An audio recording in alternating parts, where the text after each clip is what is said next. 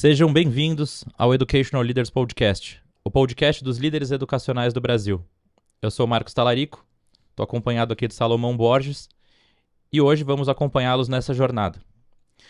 Vivemos um tempo em que a educação precisa ser repensada todos os dias. As escolas estão diante de dilemas complexos. Ensinar conteúdos para o vestibular ou resolver problemas reais da vida, avaliar para o vestibular ou preparar para lidar com inteligência artificial.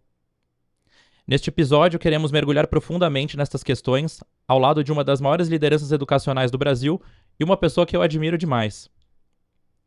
Hoje nós estamos aqui com Marcos Ragazzi. Ele é responsável por formar grande parte das lideranças de Minas Gerais há muitos anos, além de ser um grande ser humano. Meu primeiro contato com ele foi na Educa Week de 2018, quando ele parou o auditório e foi aplaudido de pé, falando sobre o futuro da educação e a neurociência aplicada ao aprendizado. Marcos é um grande gestor educacional brasileiro, responsável pelos colégios Bernoulli e diariamente enfrenta esses desafios na prática. Nossa conversa será provocativa, aberta e honesta, colocando em xeque crenças e paradigmas sobre o ensino, aprendizagem, gestão escolar, saúde mental e o papel real das escolas na formação das futuras gerações. Mestre em ensino de ciências pela Universidade Federal de Ouro Preto, especialista em psicanálise pela PUC de Minas Gerais, Leaders of Learning de Harvard, Disruptive of Innovation do MIT, MBA em Gestão Educacional pela USP, oficial da Ordem Nacional de Mérito Educativo pelo MEC e presidente da Associação Brasileira de Educação Básica, Abreduc.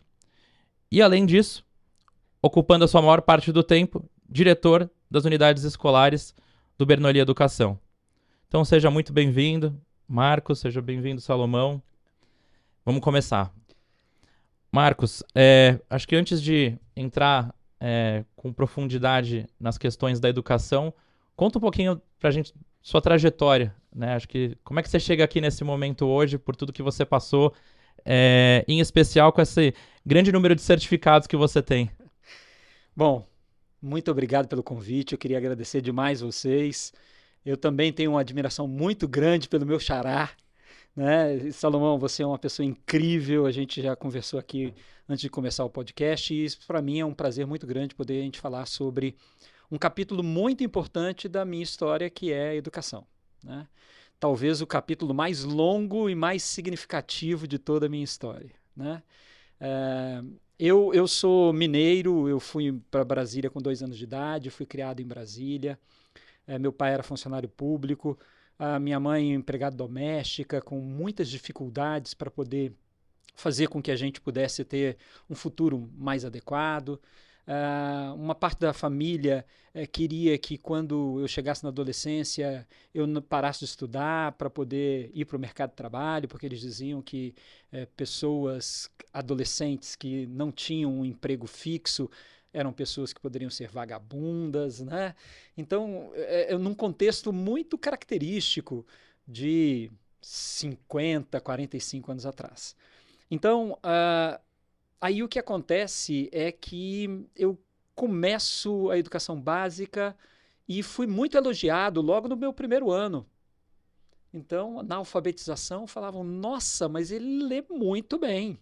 E eu fui alfabetizado numa cartilha que era vovó viu a uva. Poxa, tinha vovó, tinha uva, falaram vovó viu a uva. Eu tinha uma capacidade de memorização muito grande, então eu lia super bem. Na verdade, eu só estava reproduzindo mecanicamente aquilo que estava na cartilha. Chega no segundo ano, as frases eram um pouco maiores e aí, então, existia um pouco mais de dificuldade. Nossa, ele está com um pouco de dificuldade. Chega no terceiro ano, a professora descobre que eu não sabia ler, porque os textos ficaram mais complexos e eu não tinha capacidade de memorizar tantas palavras assim, tantas sequências lógicas assim. E aí, então, anos depois eu descobri que o meu grande problema é que eu era disléxico. Então, quando você é disléxico, nos dias de hoje, já existe uma dificuldade, porque a dislexia não é necessariamente dominada pela classe educacional brasileira. Então, mas imagina, há 47 anos atrás, isso era muito difícil, mas eu tive uma bênção. Teve uma professorinha chamada Dona Ruth, que ela dedicou parte do tempo dela cabelo branquinho, mas dedicou parte do tempo dela para poder me ensinar a ler. E na tentativa e erro, ela conseguiu achar um caminho que hoje em dia neurocientificamente é comprovado que é eficiente para determinados casos de dislexia, determinados tipos de dislexia, e eu aprendi a ler. E naquele momento, ela me deu a oportunidade não apenas de ler palavras, mas de ler o mundo e escrever minha própria história. E aquilo para mim foi incrível, e eu falei, eu vou ser professor. E aí eu comecei a estudar e um belo dia me apresentaram no 9º ano a química e eu fiquei apaixonado pela química. E aí eu falei, eu quero ser professor de química. Meu pai morre, a gente com uma dificuldade muito grande, resolvemos voltar para a minha cidade natal. E aí não deu certo, a gente teve que voltar para Brasília. Aí voltamos para Brasília, a gente só tinha dinheiro para poder ter a ida, a volta a gente não tinha, então nem a mudança a gente conseguiu. O dinheiro que sobrou eram 3 colchonetes, um para mim, um para minha mãe, outro para minha irmã, um dinheiro para comprar 2 panelas, 5 quilos de arroz, 2 quilos de feijão, um botijão de gás e um fogão de 2 bocas. Era isso.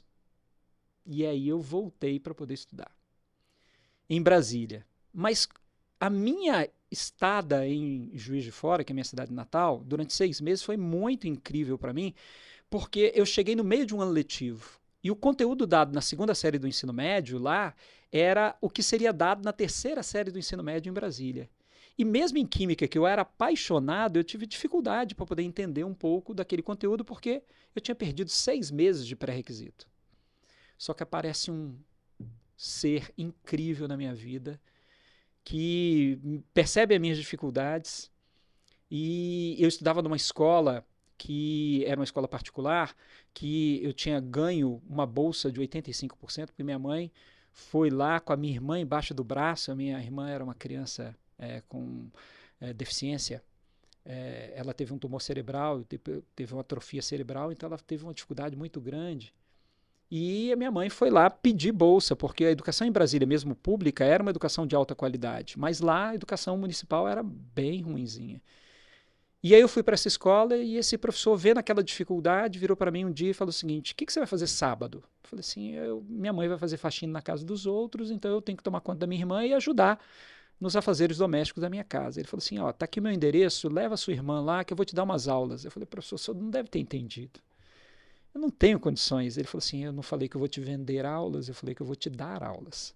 E ele me deu algumas aulas, me colocou no mesmo nível que eu precisava estar, e depois ainda me deu a oportunidade, me indicando alunos para eu poder dar aulas particulares.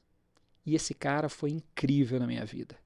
Quando eu volto para Brasília, passo no vestibular, e aí comecei a dar aula numa das maiores escolas de Brasília, e eu cheguei lá para dar a minha disponibilidade, o cara falou assim, cara, você é o 8º Marcos, o 3º Marcos Antônio, me arruma um outro nome. Em homenagem a esse professor, eu dei o nome, mas eu sou um cara autêntico, então eu não queria ser uma cópia dele. Então eu falei, coloca Ragazzi aí. Eu não tenho Ragazzi no sobrenome. Só que o dele é um G só. Eu acrescentei um 2º G porque eu sou autêntico. Os meus filhos têm Ragazzi no nome, eu sou casado há 34 anos, minha mulher nunca me chamou de Marcos na vida. Se eu andar na rua e alguém me chamar de Marcos, eu falo assim, será que sou eu? Então essa é a minha história de paixão pela educação e 2 grandes educadores que fizeram a minha vida ter sentido e me deram essa oportunidade de poder ajudar na educação de outras crianças e adolescentes. E hoje eu chego aqui por intermédio dessas 2 grandes almas e 2 grandes inspirações. E agora um recado rápido dos nossos apoiadores. Se você faz parte dos brasileiros que querem transformar a educação do Brasil, você não pode ficar fora da Educa Week. As maiores lideranças do setor público e privado se encontram para propor soluções e discutir os desafios. De 8 a 11 de outubro, na Educa Week em São Paulo. Acesse educaweek.com.br.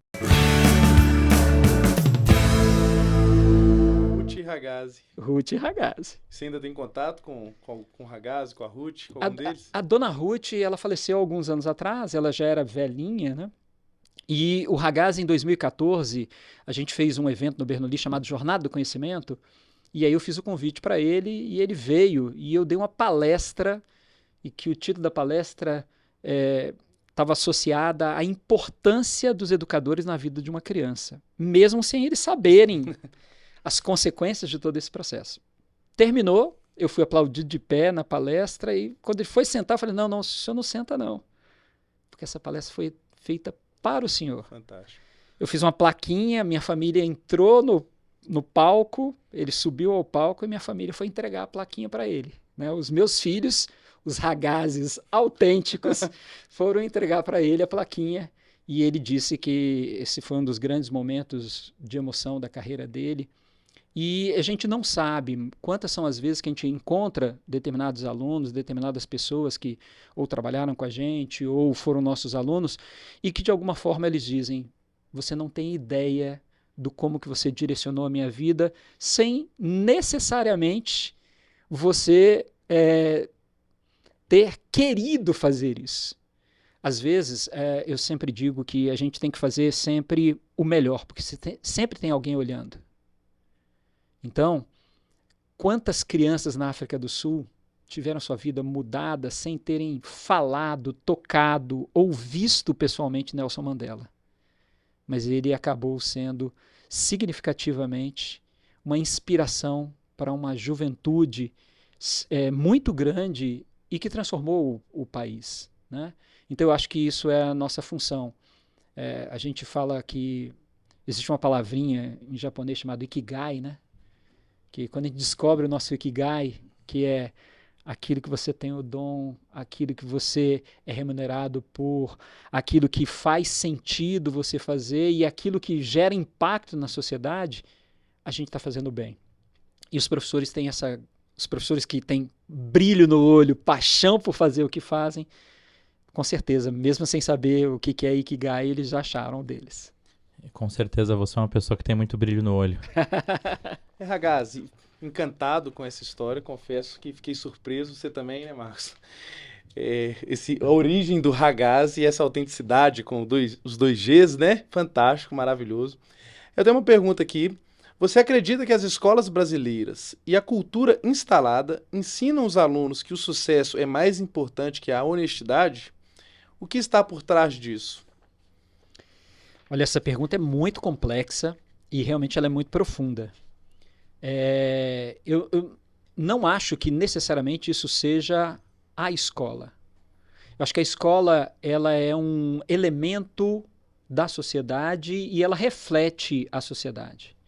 É claro que a sociedade, independentemente de ser apenas a sociedade brasileira, está muito voltada para o sucesso. Mas o que realmente é o sucesso?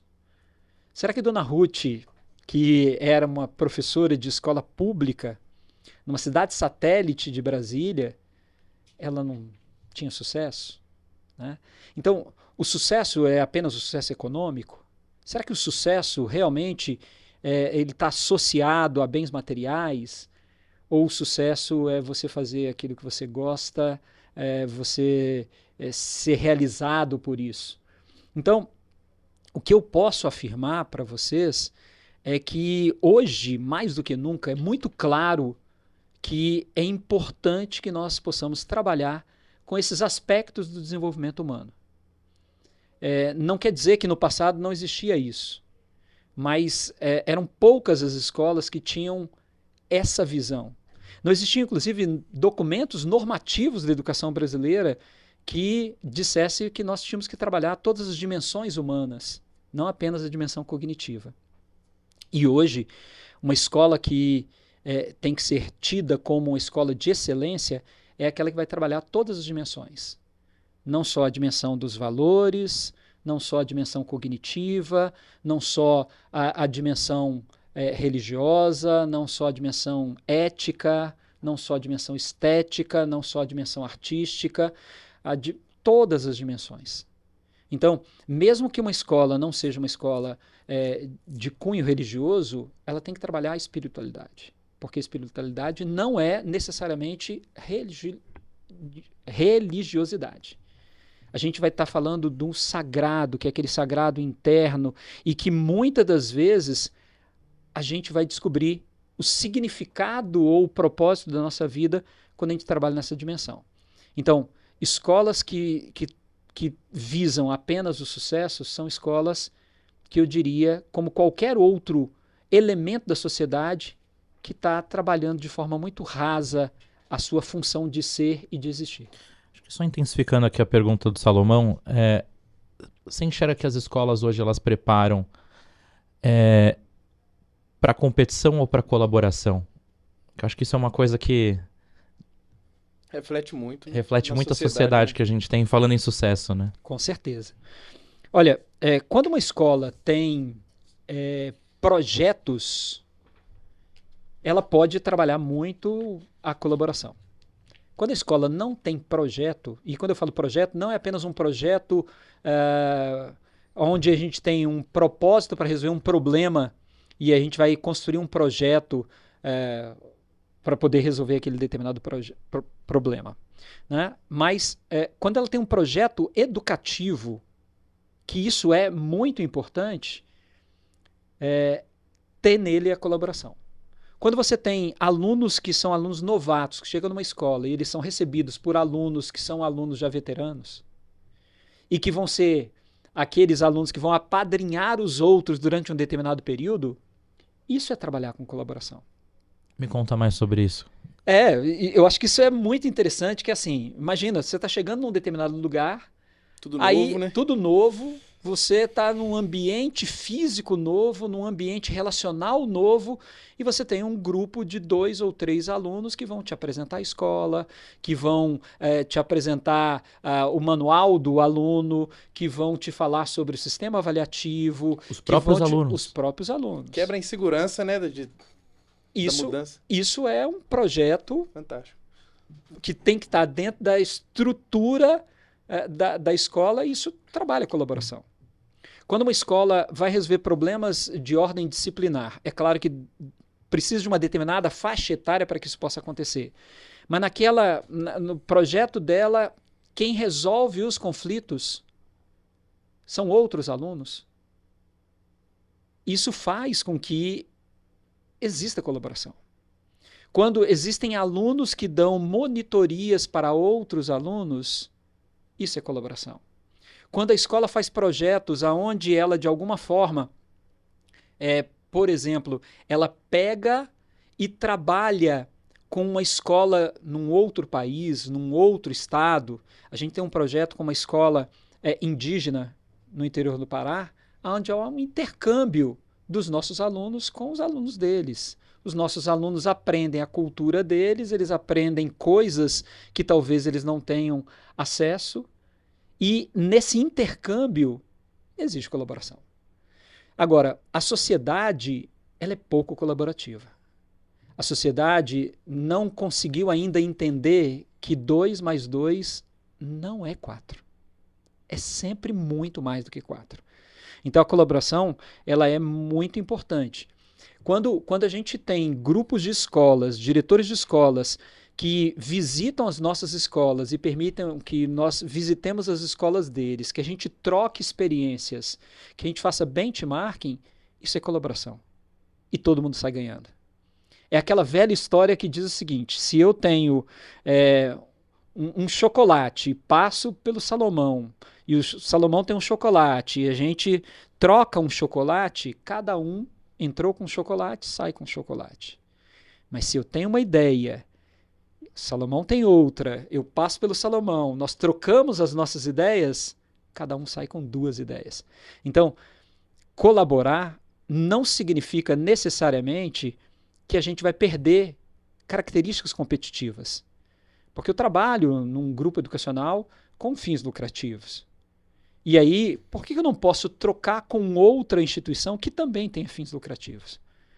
De repente, a gente vai aprender muito mais do que, por acaso, a gente teria se a gente tivesse que fazer um curso ou um MBA.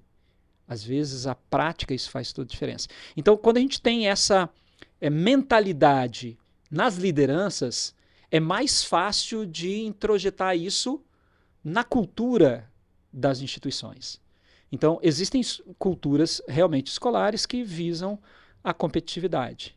existem algumas que a competitividade acontece como característica ou consequência natural de um processo onde está limitado o número de oportunidades, mas que a colaboração ela é indispensável e na educação do século XXI é um elemento que a escola que disser que por acaso ela é uma escola de excelência, ela tem que formar essa capacidade no aluno.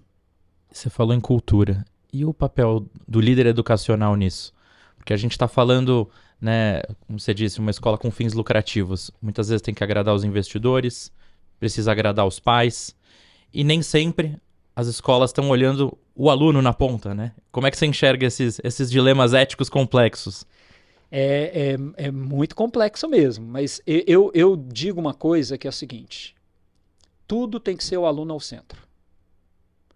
Toda decisão educacional tem que ser o aluno ao centro. O Bernoulli tem esse como um dos grandes valores dele. Vamos pegar um exemplo. Os alunos estão pedindo para aumentar o número de simulados porque o cursinho concorrente ou a terceira série concorrente aumentou o número de simulados. A gente vira para eles e fala o seguinte: olha, não. Confia na gente. Aumentar o número de simulados não vai fazer você melhorar o seu desempenho. Não. Aí o que acontece?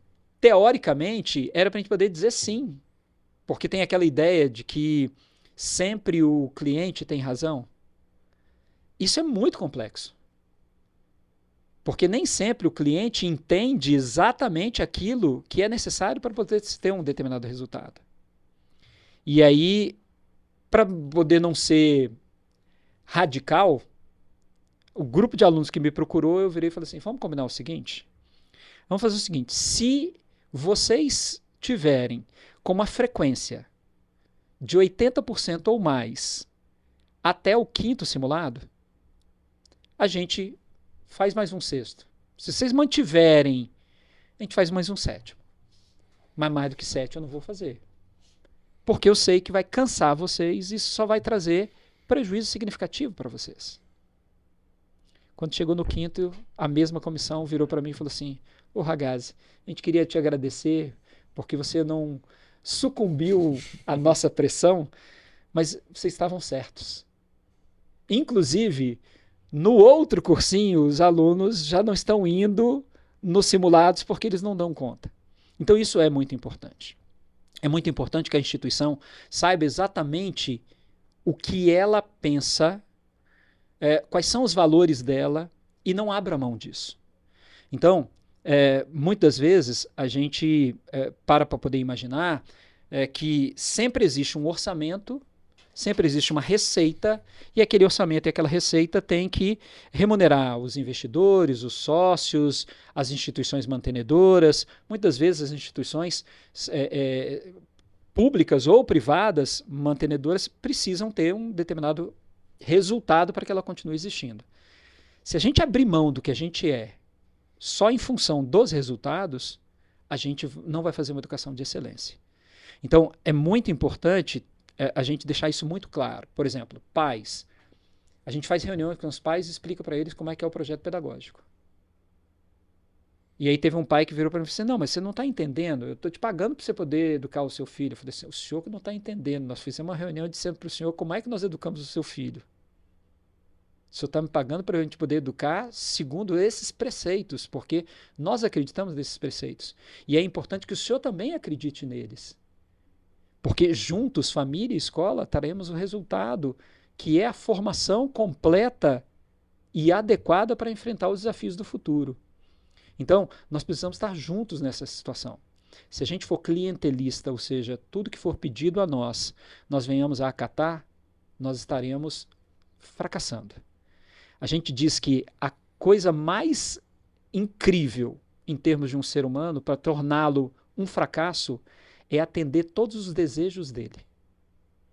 Então, se tudo que o adolescente pedir nós atendermos, nós não vamos estar dando a eles os desafios, ensinando a eles as frustrações. Então é muito importante que a gente saiba como fazer. Mas essa minha fala pode parecer que é meio radical. Com amor, com carinho, com um sorriso no rosto, andando pela escola e podendo dizer: isso pode, por que pode? Isso não pode. E por que não pode? Quais são as consequências de fazer dessa forma? Por que isso não é adequado? E aí a gente constrói uma educação de excelência. Excelente. Entrando um pouco nessa caixinha que você falou de frustrações, eu queria trazer um pouco a conversa para a questão de saúde mental. É notório que cada vez mais a gente tem jovens, adolescentes, crianças com problemas emocionais, síndromes do pânico, depressão. O que você acha que as escolas podem fazer? Qual é o motivo? Se existe algum embasamento, algo que a gente possa fazer, os líderes educacionais possam fazer para a gente tentar melhorar esse cenário? Olha, a saúde mental, quando a gente fala de saúde mental, ela é um resultado multifatorial. Então, a gente não pode acreditar que a escola tenha o único elemento de solução para o problema de saúde mental. Então, quando a gente entende que o aluno vive num determinado mundo em que ele está exposto a determinados símbolos, que são aqueles símbolos que estão recebendo a atenção, aquele aluno, quando ele não consegue chegar no mesmo padrão daquele símbolo, vem a frustração. Ele vai ter, às vezes, uma frustração tão grande, tão exacerbada.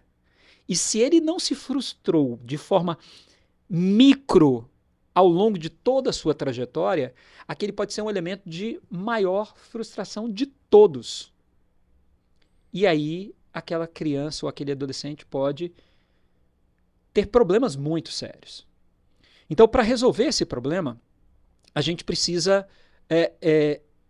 explicar algumas coisas para os alunos. Quantas são as vezes que a gente mostra para os alunos que aquilo que ele está vendo não é a realidade? Então, um professor, que pode ser um professor de língua portuguesa, pode ser um professor de história, pode ser um professor de filosofia, pode ser até um professor de matemática mesmo, mostrando que aquilo que se vê nas redes sociais não necessariamente é uma realidade. É muito importante também que determinadas pessoas possam mostrar a sua vulnerabilidade. Porque é muito fácil um aluno olhar para um determinado professor, um diretor, um dono de escola, depois dele ter passado por uma trajetória de 30, 35 anos e ver aquela pessoa economicamente muito bem, muito bem posicionado, dirigindo um bom carro, tendo espaço na mídia. Mas aí ela não conhece a história. Então, passou fome? Teve dificuldade? Como é que foi isso? Como é que é essa trajetória? Quantas vezes perdeu? Quantas vezes ganhou? Então, a gente falar só do nosso sucesso não é educativo. Falar também dos nossos fracassos e que está tudo bem fracassar. E talvez seja mais educativo, desculpa te interromper, o fracasso ele talvez seja mais educativo do que o sucesso, do que a glória, né? É muito importante a gente poder entender, por exemplo, determinados esportistas, se eles, nas categorias de base, se eles não começam a perder e aprendem a perder, eles podem crescer significativamente no início da carreira profissional e depois desaparecerem. Porque quando eles começam a perder, eles não dão conta dessas dificuldades. Então, e isso é muito importante. Então, a gente tem que explicar isso para os alunos. Mas a gente também tem que orientar as famílias. Orientar as famílias que o contato da família com aquela criança, o olho no olho, o toque, é super importante. Que pegar um telefone celular e tirar da mão de uma criança de 2 anos de idade, mas ela vai fazer birra. Entendi, mas é aquela birra que vai ser importante para que aquela criança possa se constituir. Então, é muito significativo a gente pensar que o problema de saúde pública é social, familiar, estrutural e escolar. Cada um precisa, de alguma forma, tomar uma determinada providência. Uma coisa que outro dia eu achei incrível foi a inteligência artificial descobrir que tinha uma criança se automutilando. Durante o período da pandemia, tem uma inteligência artificial que você vai lá e pergunta para ela: em que página do livro você tem um determinado conteúdo? Como que eu posso fazer? Quais são os exercícios que cobram atrito cinético? Né? Quais são as questões que caíram no Enem que estão relacionadas com classificação de cadeias carbônicas? E aí, essa adolescente escreveu assim para a inteligência: Uli, você é a única amiga que eu tenho. Isso chamou a atenção. Pegamos esse dado, fomos conversar com a criança, pedimos à família para poder ficar atenta. A família descobre que a criança estava se mutilando com um gilete. Então, isso é importante a gente poder entender que nós precisamos estar completamente cercados. É um dado gerado na escola por inteligência artificial que pode ajudar. É uma observação de uma criança que está quietinha e que não era quietinha. Ou uma criança que está muito enérgica e não era enérgica. Uma criança que está mais sonolenta. Agora, precisa também haver uma relação família-escola. Todas as vezes que a criança tiver alguma dificuldade, a escola também precisa ser comunicada. Muitas das vezes, porque nós somos humanos e todos os humanos têm a sua parcela narcísica, algumas famílias acabam não comunicando porque aquele ideal de criança acabou não sendo estabelecido, então é melhor eu não falar, eu tentar resolver isso sozinho aqui na minha família e tal, e alguns problemas que podem aparecer em casa acabam não recebendo um apoio da escola para a resolução daquele problema, porque a escola está desconhecendo. Mas a escola não está ali com aquela criança o tempo inteiro? Poxa, mas a escola está com a criança durante 4 horas, 5 horas diariamente, e a família está em contato com aquela criança na maior parte do tempo. Então, é uma junção das duas coisas que vai fazer um processo de saúde mental mais adequado. Então, informação, uma educação que estabeleça limites, uma escola que tenha regras e faça com que essas regras sejam cumpridas, um papo muito aberto e franco, a possibilidade de termos profissionais de saúde mental como psicólogos escolares, orientadores educacionais dentro de uma escola, isso é muito importante, e um grupo multidisciplinar que pode ser necessário para o acompanhamento da criança fora da escola, do adolescente fora da escola, isso é muito, muito, muito significativo. Eu acho que uma coisa muito curiosa é que, mesmo nas escolas particulares, de mensalidades altas, a gente vê crianças que têm absolutamente tudo. E ainda assim, com graves problemas de saúde mental. Né? Tristes, infelizes. Eu acho que a gente vive um mundo completamente diferente do que os nossos pais, avós, né, viveram no passado. Acho que é uma confusão profunda na cabeça de todos nós, né? Marcos, eu vou ser assim, polêmico, talvez, no que eu vou dizer. Sempre existiu isso. Não é uma realidade agora. É sempre a seguinte situação. Alguém vira e fala assim, problema de saúde mental está existindo agora. Sempre existiu. Só que agora as coisas aparecem, porque as redes sociais, aconteceu alguma coisa aqui, daqui a pouco está nas redes sociais. Então, qual é o grande lance? Que assim, muitas das vezes, num passado, as crianças não tinham opções. E por não ter opções, elas usavam a própria criatividade. Então, eu não estou dizendo que era rico ou pobre, mas aquele que tinha um Autorama, que era rico há 50 anos atrás, ele não tinha a possibilidade de criar talvez um personagem que não fosse analogicamente. E ele era obrigado a interagir com outras pessoas. Mesmo aquele que tinha um brinquedo, que a gente poderia dizer que era de classe média ou de rico, se juntava com um outro, existia um contato com o outro. E nesse contato com o outro, você tinha trocas. Freud diz que nós nos constituímos na interação com o outro. É a partir do outro que nós nos constituímos.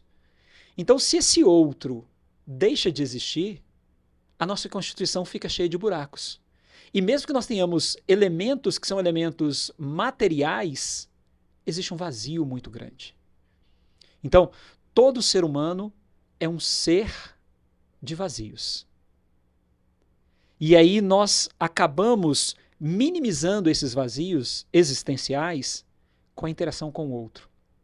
Quando a gente fala, por exemplo, de pessoas que são muito longevas, pessoas que são felizes, que não têm problemas significativos de ordem emocional, são pessoas que preenchem esse vazio existencial com contrato com o outro. É o olhar do outro, é o toque do outro, é a fala do outro, é a interação com o outro, é o discordar do outro, é o concordar com o outro, é o se identificar com o outro, que faz com que a gente preencha parte desse vazio. Eu conheço pessoas que passaram por tragédias significativas e familiares, e é esse outro que preenche. Algumas pessoas conhecem a minha história. Há 2 anos e meio atrás eu perdi os meus 2 filhos mais velhos. A Milena tinha 30 anos de idade, o Stefano tinha 25 anos de idade, num acidente de carro, quando eles estavam voltando do velório da avó. Eles colidiram frontalmente contra um caminhão. Por que que eu e minha esposa e o meu filho mais novo, né, que tem 26 anos agora, nós continuamos tocando a nossa vida? Porque esse buraco existencial é preenchido com outros amigos, outras pessoas, outros projetos com gente, outros sonhos. Não estou dizendo que não é fácil. É tudo fácil. Não, não é fácil. Mas é o outro. Então, hoje, se a gente pudesse falar assim, para as escolas, para os pais, a coisa mais importante é possibilitar interação gente com gente. Gente que cuida de gente, gente que gosta de gente, gente que troca com gente, gente que faz o olho de outra gente brilhar, que faz outra gente sonhar. Isso preenche esse vazio existencial que todos nós temos. De boas famílias ou de famílias não tão boas, de famílias estruturadas ou não estruturadas, com muitos traumas ou poucos traumas, ricos ou pobres. Quando você tem gente, você preenche esse vazio existencial e a chance de você ter doenças mentais minimiza significativamente. E agora um recado rápido dos nossos apoiadores. Se você quer saber o que as maiores lideranças educacionais pensam e estão fazendo para transformar a educação do nosso país, siga nas redes sociais do Educational Leaders, grupo de líderes educacionais do Brasil.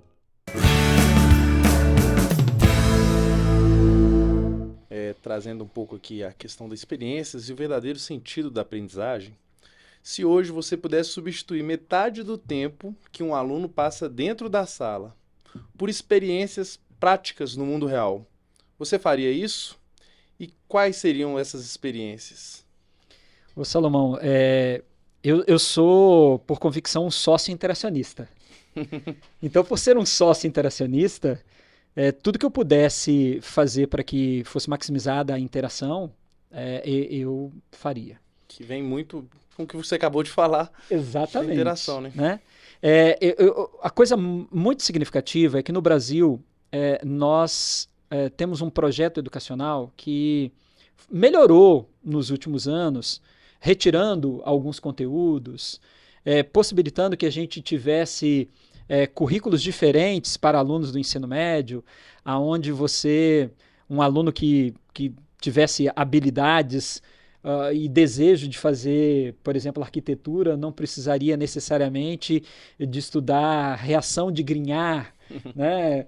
Que é uma reação que só quem quer fazer engenharia química, quem quer fazer química industrial, quem quer ser químico, realmente precisaria de trabalhar. Então, eu acho que uma educação que é educação de alta qualidade é aquela que trabalha com os conteúdos que são significativos. Então, pegando exemplos na matemática, né? Por que todos os alunos têm que fazer inequações logarítmicas? Por que todos os alunos têm que estudar números complexos? Né? Mas todos os alunos precisam estudar juros, todos os alunos precisam estudar porcentagem, todos os alunos precisam estudar proporção, todos os alunos precisam saber resolver determinados sistemas que sejam lineares, tem que entender um pouco de geometria, né? E isso é super importante. E eu acho que eu substituiria todos esses conteúdos que não são significativos e substanciais por todas as interações possíveis. Então, quando a gente fala de educação por projetos, aonde o aluno ele vai resolver uma situação real, um problema real. Então, existe um problema real que é o ambiente ao redor da escola não está adequado. Então, vamos colocar os alunos para poder resolver esse problema. Nós estamos com um problema de trânsito nas imediações de uma das nossas unidades e nós estamos fazendo um projeto onde as crianças vão resolver o problema do trânsito, educando as pessoas que não estão... Experiências práticas no mundo real. No mundo real. Estão atrapalhando essa estrutura porque elas não estão respeitando as leis de trânsito. Então, isso é algo importante. Como também a gente pode fazer algo para poder ajudar as crianças. Eu gosto muito de um projeto que nós fizemos sobre a valorização da mulher. Foi quando eu me inspirei, eu estava fazendo um voo e aí eu peguei, tinha uma telinha lá no avião e eu vi uma propaganda norueguesa. Eu falei, nossa, sensacional, vou me inspirar aqui e vou fazer isso. O que nós fizemos? Nós pegamos 2 potes, um pote amarelo, outro pote vermelho, colocamos um menino e uma menina dentro de uma sala, tiramos todas as carteiras, pegamos bolinhas vermelhas e amarelas e jogamos. E aí dissemos para eles o seguinte, olha, vocês têm 1 minuto para poder reunir as bolinhas vermelhas no pote vermelho, as bolinhas amarelas no pote amarelo, e se vocês conseguirem fazer isso juntos, colaborativamente, vocês vão ganhar um prêmio. Aí não importava, a gente dizia que era 1 minuto só para eles poderem ter ritmo, né? Se eles fizessem 3, 4, não importava. E aí, terminava, a gente vendava eles, entregava um pote para um pote para o outro. E o pote, eles tiravam a venda, quando eles tiravam a venda, o menino olhava para o pote da menina, viu o pote da menina cheio. E o dele pela metade. E a menina ficava sem graça e o menino ficava revoltado. Mas eu trabalhei a mesma quantidade, E aí, moral da história, a gente dizia, tá vendo o que a sociedade fez com a mulher durante séculos? Ou seja, a mulher fez a mesma coisa, colaborava da mesma forma, mas tinha uma remuneração bem menor. Isso é trabalhar a empatia. Não é uma aula onde você vai dizer, empatia anotem o que é empatia. É você vivenciar. E essa criança, eu tenho certeza absoluta que jamais vai esquecer a valorização da mulher no mercado de trabalho, porque ele sentiu, mesmo numa escala micro, na pele, o que é fazer a mesma coisa e ter remunerações diferentes. Excelente. Acho que trazendo um ponto em relação à entrada da mulher no mercado de trabalho. A gente está vendo a sociedade mudar, né? Hoje, homens e mulheres estão trabalhando 8, 10 horas por dia. Os filhos que antes tinham uma atenção, talvez mais das mulheres no passado, deixam de ter um pouquinho menos hoje. Você não sente que o papel da escola começa a mudar nessa nova sociedade com os pais e mães longe de casa? Principalmente para pagar as mensalidades das escolas, entre outros pontos? Olha, eu conheço famílias que têm essa dinâmica familiar, mas é presente. E isso é muito importante para a criança. A criança sabe que ela é o grande projeto daquela família. E não apenas um projeto narcísico. Não é apenas um projeto para você colocar no Instagram e daqueles momentos que são os momentos incríveis com um filho, com uma filha. Mas que aquela família entende que o grande projeto familiar é trabalhar no processo educativo dos filhos. Eu sempre fui um cara que trabalhou muito. Eu trabalhei muito, trabalhei 14, 15 horas por dia durante um determinado período da minha vida E um belo dia, minha esposa apareceu lá com os 3 meninos, abriu a porta da minha sala, colocou os meninos lá, tinha um tapete, colocou os meninos lá para os meninos poderem brincar. O que significou isso? Significou que ela me chamou a atenção de que eu estava fazendo algo para além daquilo que eu precisava e que os meus meninos precisavam de atenção. Essa relação, independentemente de ser homem, mulher, mercado de trabalho ou não, a gente tem que estabelecer aquilo que é o mais adequado para aquela rotina familiar. Existem pessoas que podem ajudar nesse processo educativo. Muitas vezes, um avô, uma avó, um tio, uma tia. Existe a escola que pode ajudar nesse processo. E é por isso que é importante você entender se aquele projeto educativo vai ao encontro dos seus valores e não vai de encontro aos seus valores, para poder te ajudar nesse processo. Mas aquela situação que é a situação do tempo de qualidade, que muita gente diz que é importante, ele realmente é importante.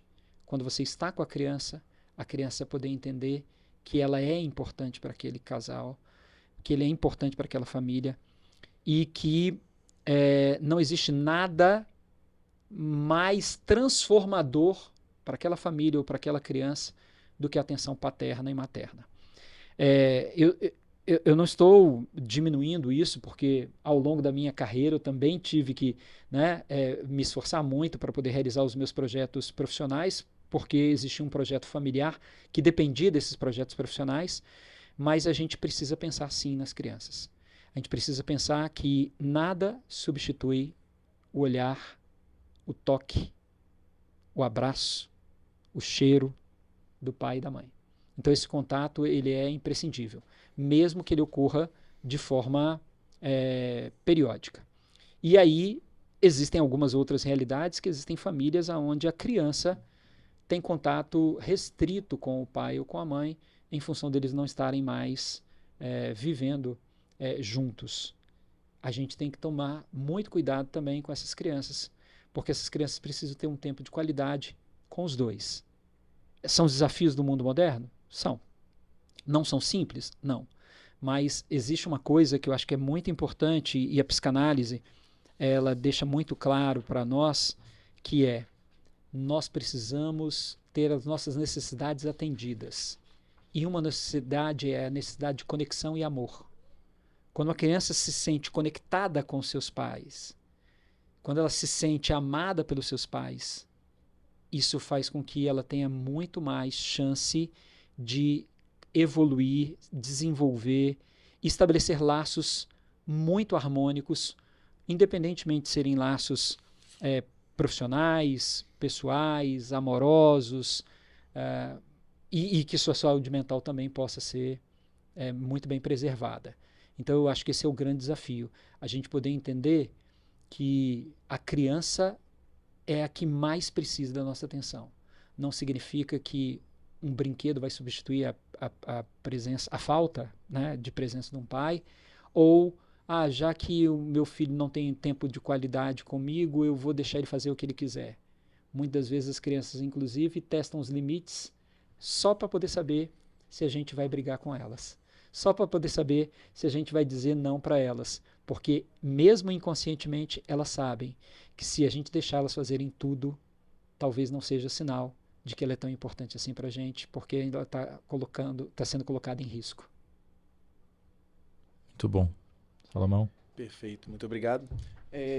O mundo está cada vez mais rápido, se atualizando, o futuro está aí à porta, e antigamente tinha aula de datilografia, e se o futuro exigir que nossos filhos sejam diferentes de tudo aquilo que as escolas ensinam, que nós ensinamos, você acha que estamos prontos para reconhecer esse erro?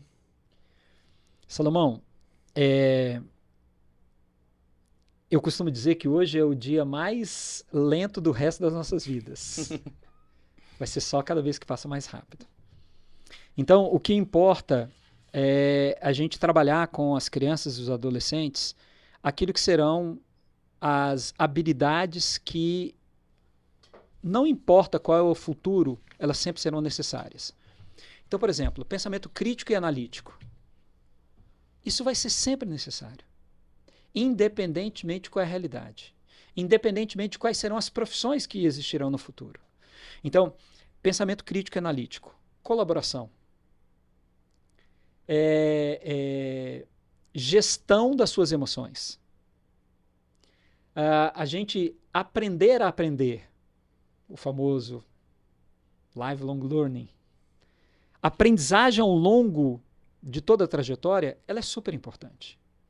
Então você falou de datilografia. Eu fiz datilografia. Tem alguns que estão nos escutando agora e vão dizer, eu também fiz, vão entregar a idade. Né? Mas eu acho que eu não me tornei o profissional que eu me tornei, eu não sou o diretor executivo das unidades escolares, por exemplo, do Bernoulli, porque eu digito mais rápido do que as pessoas.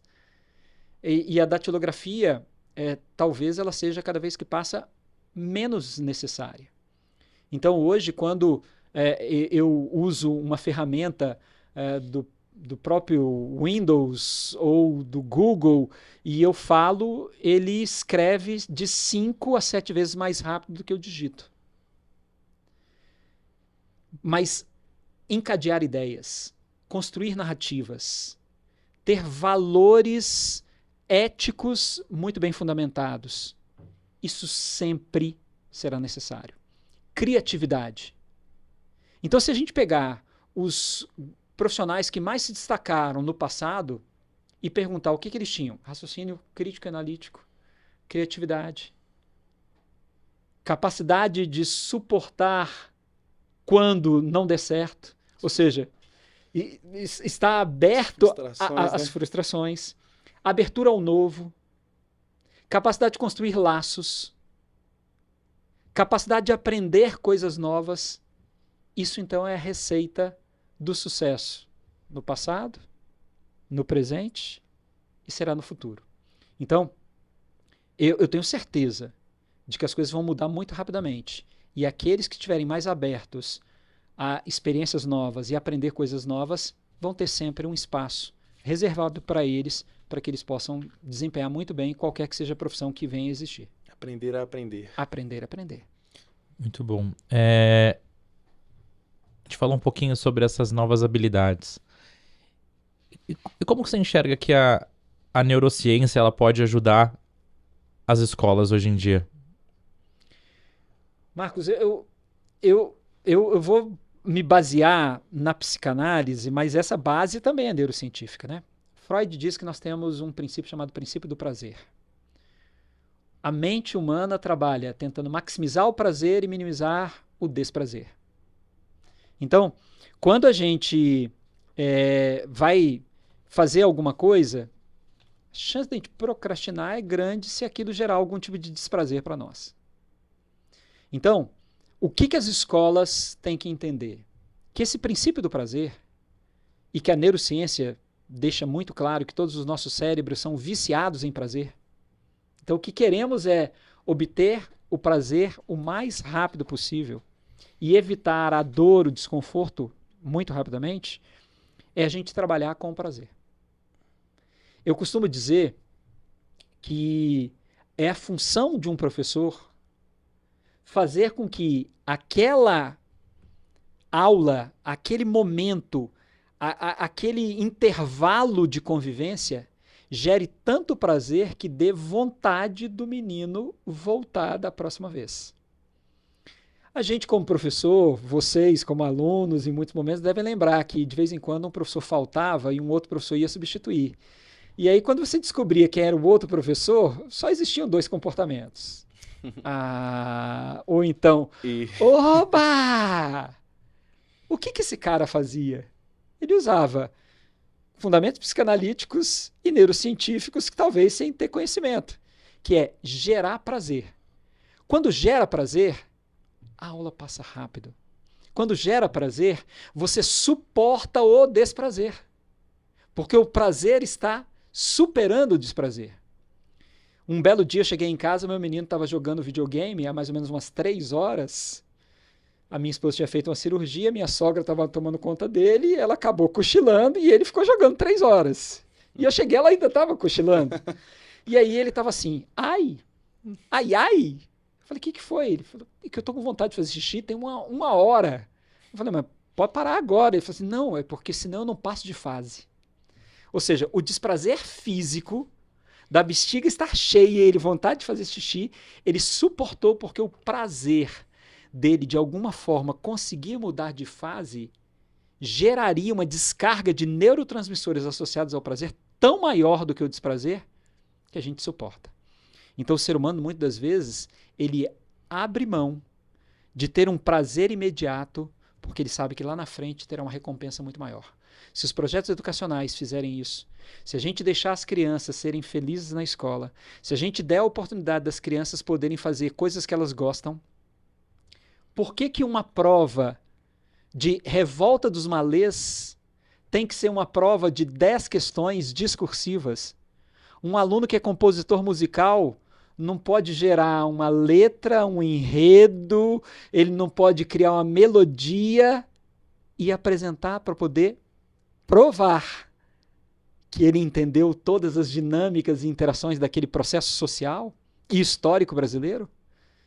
Então, as escolas têm que trabalhar com o prazer. Então, quando a escola contrata professores que geram prazer nos alunos, eu não estou falando de professores que tem escola que vai virar e falar assim, mas escola não é... Professor não é palhaço, escola não é circo. Às vezes eu falo assim, que pena. Se o professor fosse palhaço em alguns momentos e a escola fosse circo em alguns momentos, talvez a criança, de alguma forma, aprendesse mais e melhor. Então, eu não estou querendo dizer com isso que o professor tem que ser um piadista, mas eu estou dizendo que ele até pode contar uma piada, desde que aquilo tenha um contexto, que aquilo tenha um propósito e que aquilo possa fazer com que aquela criança e aquele adolescente possa entender uma série de coisas. O humor é, sim, uma arma poderosíssima para que a gente possa gerar engajamento. E uma coisa que as redes sociais fazem muito bem. Por que as nossas crianças ficam horas e horas vendo galinha pitadinha? Por que as nossas crianças ficam, os nossos adolescentes, mesmo não tendo idade, ficam no TikTok horas e horas e horas? Porque aquilo que eles estão vendo gera prazer. E a escola vai abrir mão disso? A escola perdeu a competição. Se a escola abrir mão disso, ela perdeu a competição. E aí a escola fica chata. Aí a escola fica maçante. Eu vou para a escola e o mundo fora da escola é mais interessante. E o que as tecnologias trouxeram é a oportunidade de ver coisas interessantes sem necessariamente precisar vivenciá-las, apenas assisti-las. A escola precisa dar a possibilidade da criança vivenciar coisas interessantes. A criança tem que gostar do diretor da escola. A criança tem que gostar do coordenador da escola, que em muitos momentos, num passado, ou até em algumas instituições educacionais do presente, vilão, né? Nossa, o diretor chegou... Nossa, eu gosto dele, eu falo com ele, eu reclamo para ele e ele me explica quando que pode, quando que não pode. Isso é muito importante. Então, o sucesso da educação de alta qualidade é prazer. Tendo prazer, você ganhou aqui e leva aqui para onde você quiser. Tudo bem que neurocientificamente você ganhou aqui e leva aqui também para onde você quiser. Mas romanticamente falando, ganhou o coração, você leva a mente da criança para o lugar adequado, ético de desenvolvimento. E agora um recado rápido dos nossos apoiadores. Já pensou em dar vida aos livros escolares com viagens pedagógicas incríveis dentro do Brasil para cada série escolar? E internacionalizar sua escola com experiências nas melhores universidades do mundo? Seja no Brasil ou aprender no exterior, a SD Student Travel é a parceira ideal das escolas que querem levar a educação para um novo patamar. Siga nas redes sociais SD Student Travel. Muito bom. Dois pontos em relação a essa questão de ensinar gerando prazer. Primeiro, como que a gente pode treinar isso nos professores, se é que é possível treinar, né? E segundo, os professores cada vez têm menos tempo. Cargas horárias pesadas, né? Responsabilidades em casa. Professores também têm problemas de saúde mental. Como é que a gente, por um lado, intensifica para que eles ensinem cada vez melhor? E por outro, como é que a gente cuida desses professores que estão passando também por momentos tão complexos?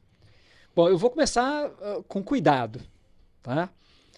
Eu acho que é muito importante que, em primeiro lugar, a gente deixe as coisas muito claras. Então, nessa instituição, os valores são esses, o que a gente precisa que você faça é isso, ou seja, um alinhamento entre aquilo que é a expectativa da escola, o que a escola espera daquele profissional e o que a escola pode oferecer àquele profissional. Isso é muito importante. Não adianta você querer algo se você não der condições para que aquilo possa acontecer. Então, isso é imprescindível. Agora, como que você cuida de um professor? Você cuida de um professor de muitas maneiras. Muitas maneiras. Quando, por exemplo, um professor está com uma dificuldade financeira e pede um empréstimo consignado e a escola descobre que ele está pedindo um empréstimo consignado, por que a escola não vai, chama o professor, senta com ele e fala o seguinte: olha, eu vi que você pediu um empréstimo consignado, você está precisando de alguma ajuda, você precisa de orientação. Aqui nós temos um programa, por exemplo, que é um programa de educação financeira. Você quer participar desse programa de educação financeira? Você quer algum tipo de apoio? Ao invés de você fazer a contratação de um empréstimo consignado no banco que vai te cobrar um determinado juros, a gente vai dividir para você aqui em algumas parcelas sem cobrar juros, ou te cobrando um juros muito menor do que aqueles juros de banco. Ou seja, você tem um programa para aquela pessoa. Quando aquela pessoa adoece, o diretor da escola liga para poder saber como é que a pessoa está e se ela está precisando de alguma coisa, e não perguntando quando que ela volta. Quando, por acaso, a criança que é filho ou filha daquele professor, daquela professora, tem um determinado problema, a direção da escola sabe que existe um problema, vai dar todo o apoio necessário para que isso aconteça. Quando a instituição tem um plano de saúde, que é um plano de saúde muito adequado e que dê a possibilidade daquela criança poder se tratar com os melhores médicos nos melhores hospitais. Quando a instituição tem um plano, tem um seguro de vida que traz tranquilidade, por exemplo, para uma determinada pessoa. A nossa instituição, por exemplo, nós tivemos o caso de 2 professores que durante a pandemia, infelizmente, tiveram câncer, e uma das famílias disse para nós: olha, se não fosse o seguro de vida que vocês têm, que corresponde a 20 salários, né? Então houve o óbito, 20 salários, a gente teria dificuldades imensas, porque no Brasil, para que a gente pudesse finalizar o inventário, demora 3 anos, 3 anos e meio, dependendo de como que a situação aconteça. Então, isso dá tranquilidade às pessoas também. Quando as pessoas vão tomar um café da manhã e não tem biscoito de água e sal, café e água. Mas pode até ter o biscoito de água e sal, que tem gente que adora biscoito de água e sal. Café e água, mas que tenha uma fruta, que tenha queijo, que tenha presunto, que tenha pão, que tenha um suco, que tenha... Isso é também valorizar. Eu sei que não é a realidade de todas as instituições, mas as instituições que puderem fazer isso, devem fazer, porque elas não só estarão fazendo com que os professores e professoras possam se sentir muito confortáveis e queiram estar lá o tempo inteiro, queiram melhorar continuamente, como ela também vai se tornar objeto de desejo de outros professores que talvez estejam em outras instituições pensando assim: naquela instituição eu sou valorizado. Então, isso também é cuidar dos professores. Quando a gente fala de saúde mental, a gente está falando também de uma parcela que é responsabilidade também individual, porque a gente não pode acreditar que é só o trabalho que gera problemas de saúde mental. As relações que a gente tem familiares, amorosas, as relações que a gente tem com os objetos de desejo do mundo real, que são expostos para a gente no mundo virtual, também geram problemas de saúde mental. Mas quando a pessoa se sente acolhida, assistida, a chance é muito maior. Agora, indo para a segunda parte.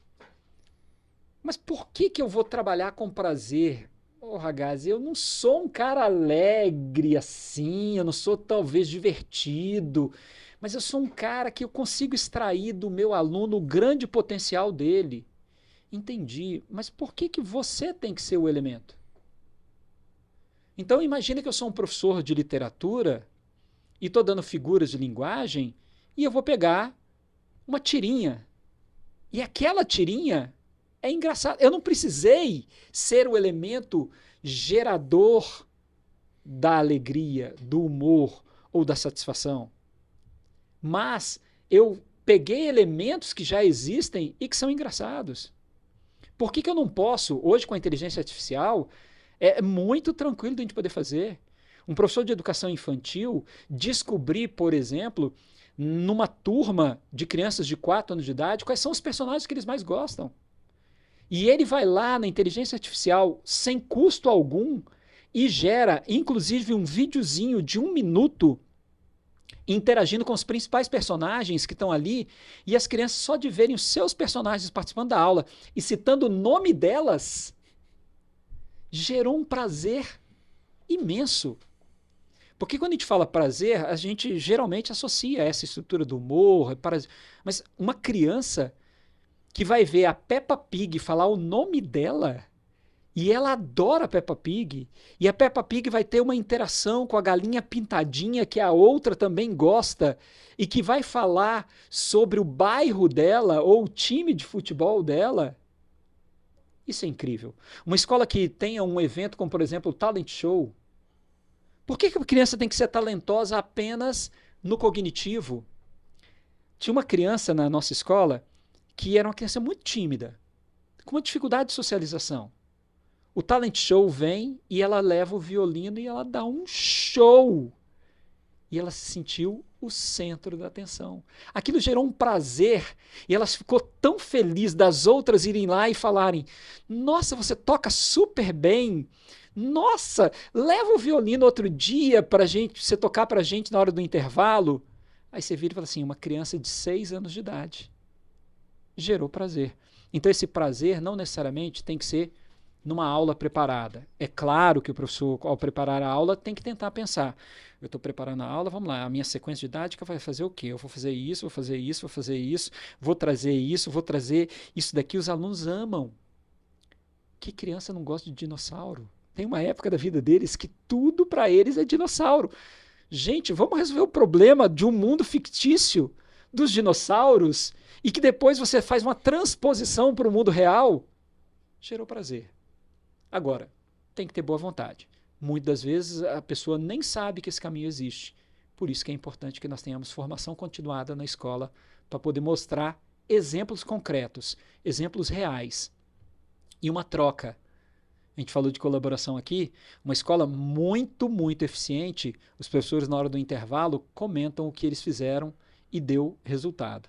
Na nossa escola, a gente tem trocas de experiências nas reuniões pedagógicas. E aí, gente, tem a inscrição lá. Você quer pegar alguma coisa que você fez e que foi muito sucesso, que gerou muito prazer nos meninos? Divide com todo mundo. Aí a professora vai lá e fala como foi a minhoquinha, o outro vai lá e fala sobre a piada, o outro vai lá e fala sobre o projeto que deu super certo. A gente vai trocando, aprendendo, evoluindo e crescendo. Isso acontece já entre as unidades também ou específico por unidade? Isso acontece geralmente dentro da unidade muito fortemente, porque não necessariamente as reuniões elas acontecem todas elas com todos os elementos das unidades. Mas existem eventos que são eventos exatamente para a gente poder fazer essa socialização. Então, imagina, por exemplo, que nós vamos ter a cada 1 mês, a gente vai ter uma reunião com todos os professores de educação infantil de todas as unidades. Então, a gente pode fazer isso. A gente também pode gerar, por exemplo, isso pode acontecer, a gente gera um podcast, a gente gera um videozinho e divide lá no WhatsApp. Por que o WhatsApp só tem que ter coisa engraçada? Por que o WhatsApp não pode ter um elemento que seja um elemento de formação e de evolução e de crescimento? E se você não quiser receber, tudo bem, não há problema. Né? Então, isso eu acho que é muito importante a gente poder entender que dá para poder fazer uma escola feliz, alegre e que gere brilho no olho. Dá trabalho. Dá muito trabalho. Muito obrigado. Salomão? Maravilhosa. reflexão. Eu acho que um corte desse podcast enviado para o WhatsApp já vai abrir, expandir novos horizontes para vários professores. Falando um pouco da expansão, o Colégio Bernoulli hoje, o Bernoulli hoje é uma referência nacional. Abriram uma unidade aqui próxima, inclusive há pouco tempo, e fantástica, estive lá, visitei. Mas qual o desafio dessa expansão sem perder a essência, sem expandir, inovar, mas sem perder a alma e o propósito inicial? Salomão, você falou uma coisa que eu acho que é super importante. Especificamente falando do Bernoulli, o Bernoulli está completando 25 anos.